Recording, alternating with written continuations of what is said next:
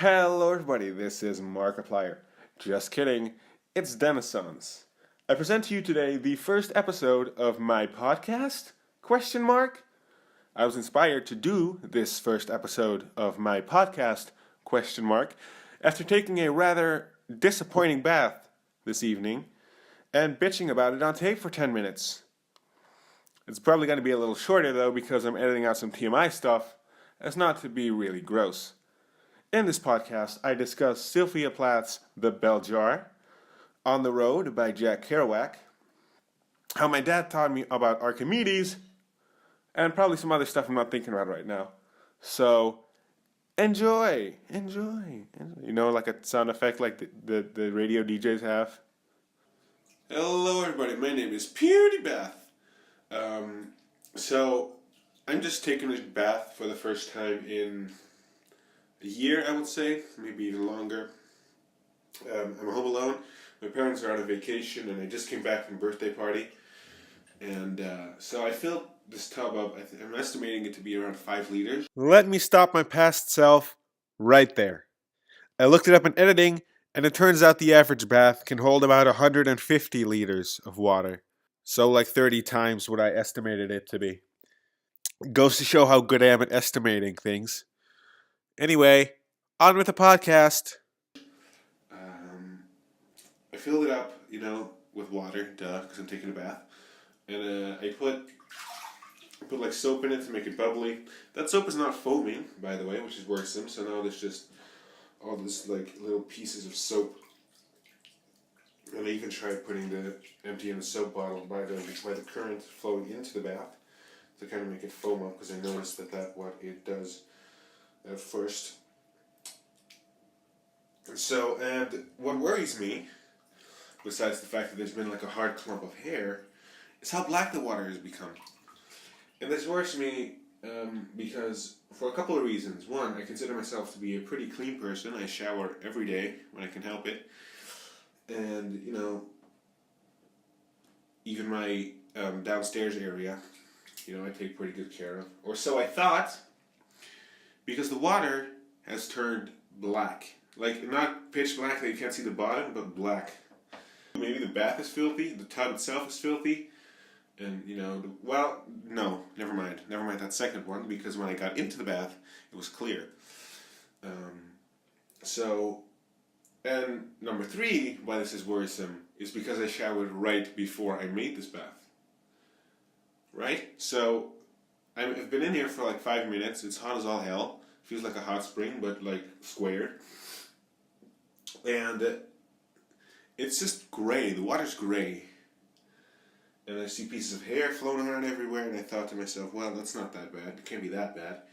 Right? But I guess I found the reason why people, why like commercials and stuff, besides the obvious nudity, tend to fill their baths up with loads and loads and loads and loads and loads of bubbles, to cover that fact.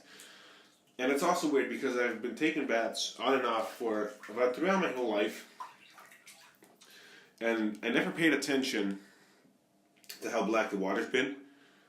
Maybe because of the aforementioned soap. But I don't know. I think it might have to do with the amount of hair I have. My downstairs area is pretty hairy. My armpits are pretty hairy. Not to even mention the hair on my head. Although that has not been submerged yet, which is also a contributing factor to my partial panic. So, I don't know, I brought all the stuff into the bathroom. I brought the snacks I bought and a book that I bought recently, The Bell Jar by Sylvia Plath, who killed herself by sticking her head in an oven, which is an interesting way to go. But it's her only book. She only has a collection of poems that's been released, I think, posthumously under a pseudonym, which The Bell Jar was also published under originally. And I really like it. It's about Esther Greenwood, an academic woman who moves to New York under a scholarship by one Philomena, if my memory serves me right. And she kind of sarcastically remarks the way things go. And where I am, that she just got poisoned after a ladies' day. And I really like this book because it went on this really long tangent during the ladies' day. So she has this co-worker Doreen and Betsy, these co-workers, I guess. And and they're supposed to go to this party together. So Betsy is up in the other cab with some other people, and Esther, excuse me, Esther and Doreen take another cab. But then in traffic, I believe I've been reading this book kind of intermittently, so not in one sitting, basically. And I think Esther and Doreen are stuck by this guy, this DJ, if my memory serves me right. Once again, or not again, you're going to hear the water splash because I'm obviously moving around to deal with the heat in this filth. But they stopped, and this guy, Lenny, takes them up to his hotel room and they party. And Doreen gets really wasted. Esther does too, I'm not sure. She lied to Lenny by saying her name was Holly. I may be confusing that with the movie Breakfast at Tiffany's. Holly. But she takes a pseudonym, and basically, like Sylvia Plath did, and she just moves out she just leaves the party halfway through the night to be able to just go home. And she also thinks that she also has these moments where she thinks Doreen has come back to her room, which she may or may not have, or Doreen doesn't remember after the fact. I don't know.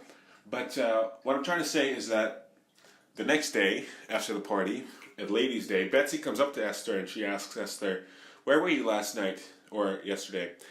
And so Esther goes on this whole tangent about how she talked to JC, which is her publisher and kind of her boss of all the girls that she's in companionship of. Esther being the she in that sentence. And so she goes on this whole tangent about wanting to be a writer and having to learn languages, and then she kind of snaps back. It's signified by this asterisk or flower symbol at the end of the page, and then she snaps back to the Ladies' Day, during which she is promptly poisoned and throws up and faints in the hall of the hotel after the dinner, which included craw meat. I meant to say crab meat. I honestly don't know what the hell craw meat is. I believe, don't quote me on that. It's kind of hazy. This is what I can remember. This is the best I can do off the top of my head without much preparation. So that's where I am right now. I bought this book the 27th of December, so that's almost a week ago at this point. I bought it at Scheltema, which is this really big-ass bookstore in Amsterdam, and they also have these reading lounges, like armchairs and stuff, where you can, sit and read, obviously, because it's a bookstore. But I also bought On the Road by Jack Kerouac on this. I haven't gotten as far as into that one as I have gotten into The Bell Jar. I do really like the story, though, because the titular character, the main character, I'm tempted to say his name is Jack. He has this group of friends, and one of them moves to California, and so he sets out to go to California as well. But first he's led up north, and then he kind of hitchhikes his way, sorry. I was thinking of the Dutch word there. He hitchhikes his way across the country, and that's about where I left off, because I wanted to focus on reading The Bell Jar first. Anyway, so I went to Scheltema after dropping off my parents, or my brother, and my stepsister, or sister-in-law. The water is splashy here. After dropping off my brother and sister-in-law, for them to go on vacation to Thailand, which is where I lived, and I'm half Thai, half Dutch, as you might have been able to figure out from my accent. But, I went to drop them off. They're going to be gone until about mid-January, so I have the house all to myself, which is the damn reason I decided to take this filthy-ass bath in the first place. But that's neither here nor there. I wanted to meet up with an internet friend of mine, Samantha, but she didn't answer my texts because she doesn't use WhatsApp, and who can blame her? WhatsApp is kind of meh. So I just made the best of it, and I went to this bookstore. I just came back from a birthday party of my friend of 5 years, which is pretty much since I moved back to the Netherlands from Thailand in the first place. And it was really fun. I mostly hung out with his family. He had 2 other friends over, and we kind of joked.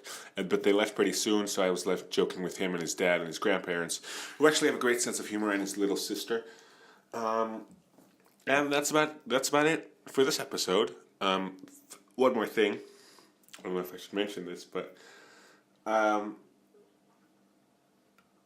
I'm not going to. That's going to be a story for another time when more has happened and it's more interesting. Okay, so I'm going to get out of this filthy ass black bath, which kind of reminds me of the medieval times, and sitting watching the water rise kind of reminded me of the time my dad and I went swimming, and he taught me about water placement, which is basically what Archimedes discovered. He went to Eureka and he ran out of the public baths to his house to write it down, and that's kind of what happened here. I overflowed the bath, but there's a drain right underneath the sink on the top of the basin, which excuse me, which is kind of draining all the water out anyway. So so conclusion, I've been reading some literature, I've been into it, I haven't been reading too much of it. My social life is pretty good right now. I have like a week left of Christmas break, and I'm gonna get out of this filthy ass bath. Alright guys, thanks for listening and thanks for watching. You can't watch this because there's no video to go with it, although I might post it over some gameplay, who knows. But thank you for listening to the very first episode of Radio Brouwershaven, or probably Radio Dennis, because I just kind of gave away my identity right now. I'm going to get out of this bath, and I will see you when I see you. Goodbye. This is the outro jingle that I am making up on the spot, yeah. Boop.